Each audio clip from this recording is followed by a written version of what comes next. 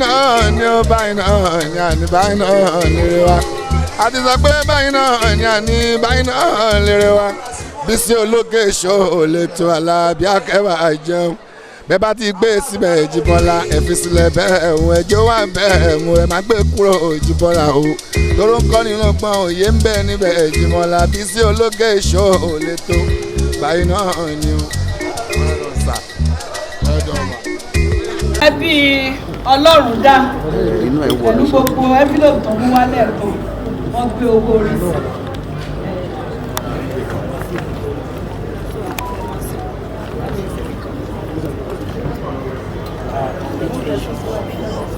Sorry. Ìyá wa àti bàbá wa àdúgbò lọ́wọ́ ní Ọmọbìnrin náà. gbogbo ọ̀gá tẹ̀ ń ṣe léwu. Ọ̀pá yìí náà máa dúpọ̀ ní gbogbo ilé ìdáhà náà ń ṣe léwu. Àgbọ̀nà sí tó pọ̀ jù. Inú wa dùn pé mo sọ lẹ́ẹ̀kan mo ní epo gbogbo ara lọ nínú ṣẹ̀tìrántì ìtumọ̀ ẹ̀ nìyí. You have to do something. You have to pay something, and that is exactly what you do. In those days, when we were growing old, Amanda Padani, but nowadays, Adapadano, ìyàwó lónìí, ìdí alẹ́ mọ́lẹ̀ nílé yín àti fún yín lọ́mọ, àdẹ̀fẹ́ nǹkan tó máa ṣíde ọmọ nílé yín. So this money belongs to her. So lágbára Ọlọ́run owó yà á dìgbà á dìrú á dìlá á fi kọ́lé á fi ra mọ́tò á fi tọ́mọ á bá fi tọ́jú ọkọ gbogbo nǹkan rere tó ń fowó ṣe láyé ló máa fowó ìṣe bẹ́ẹ̀ ló máa rí àwa tá a bá àmì rí dààmú ẹ̀ nínú wàhálà ẹ̀ náà máa lọ òkè sí àwa náà máa lọ òkè sí ojú òní ti gbogbo alápapọ̀ bẹ́ẹ̀ ló máa rí lórúkọ Jésù Olúwa wa.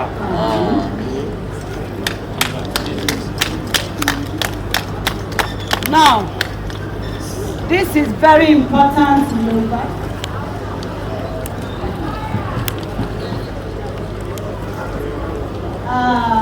You will now pronounce your husband by all his name and add upcoming Oloremi. Yes. Ó ti sanwó orí ẹ̀ pé tán. Olufemi, Tolu Ọpẹ́, ọkọ mi, adé orí mi, olólùfẹ́ mi, èjìká mi, àyànfẹ́ mi, Olorunda. Ẹ bá mi fún látọwọ́. Please come here. Please come.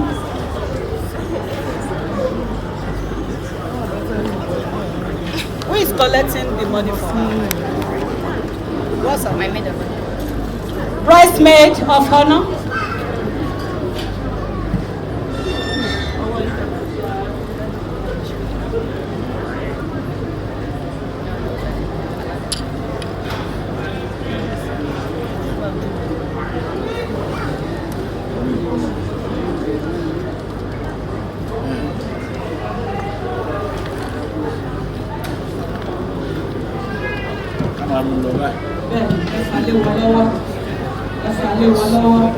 Ìpìlẹ̀ tí ń fèsì ìwé ìbàdàn ní àwọn ọmọ lọ́wọ́ ọ̀tá. Àṣẹ lóore alákùúrò níbẹ̀ olóró lè fi ìjàmbá ní òfẹ́ nílẹ̀ àbí ọláyà àbí ìpínlẹ̀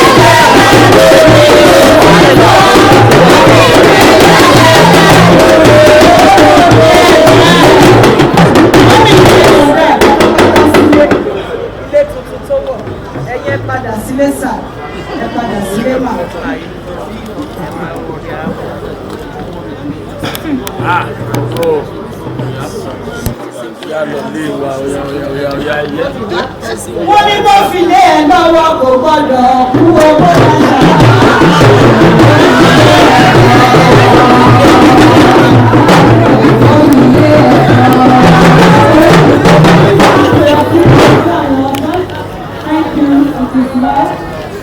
Thank you.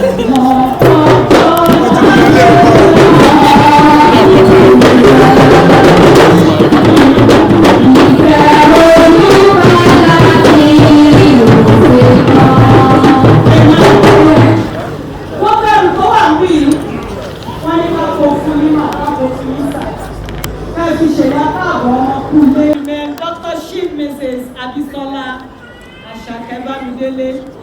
On Instagram, I'm Alaga Yawo. I'm also Arewa Onijweri. Thank you for having me here this morning. I appreciate you. I have my card here. I know I have some of my fans in your list.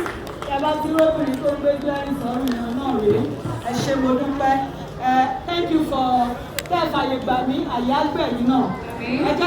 Let's say the closing prayer. Praise the Lord. Praise the name of church benefits. We do it without collecting any money. We just wanted to be example of engagement ceremony to people. That's we are both lawyers, and Mrs. Tomi Ladejo. She is barrister, also barrister. Yes, we did like the girl. We are also, I'm 43 years married, and she's about 36 years married. Praise the Lord. Thank you, everybody. We are going to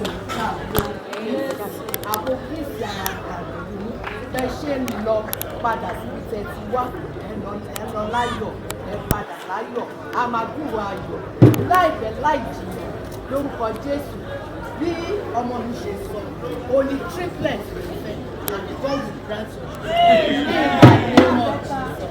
And my darling brother, God bless you. You will always be here. You will never be saved in the name of Jesus.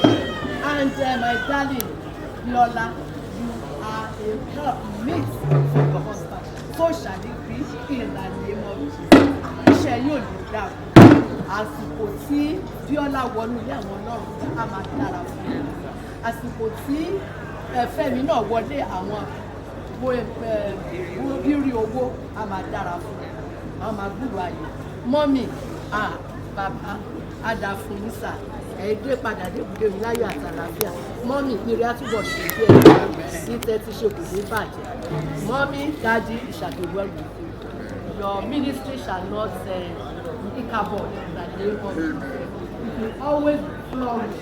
And at the end of the day, ilé olóògbé ni gbogbo wa kà débẹ̀ àgbà ọ̀dọ́.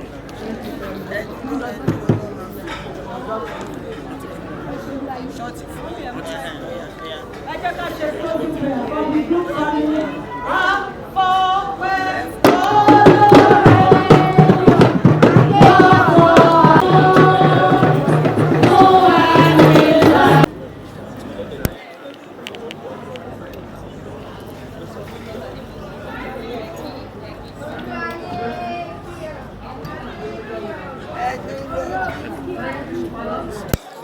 Father, in earth, you blend the two of them together.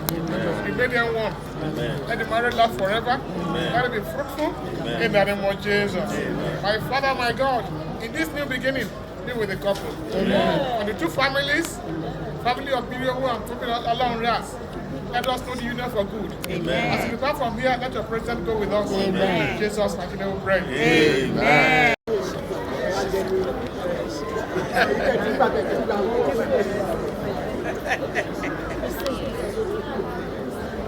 Emma boy.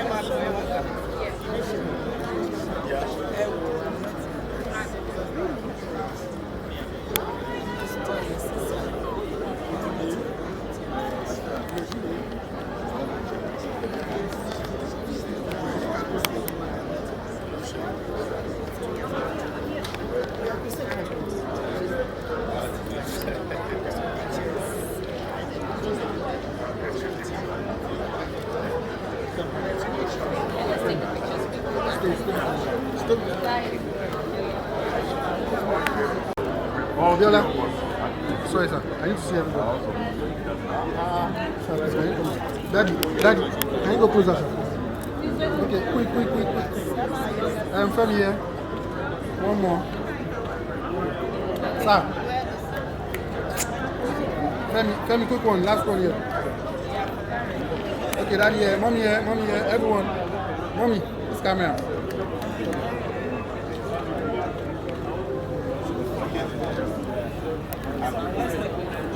Everyone here. Come in, sir. Yes, sir. Yeah.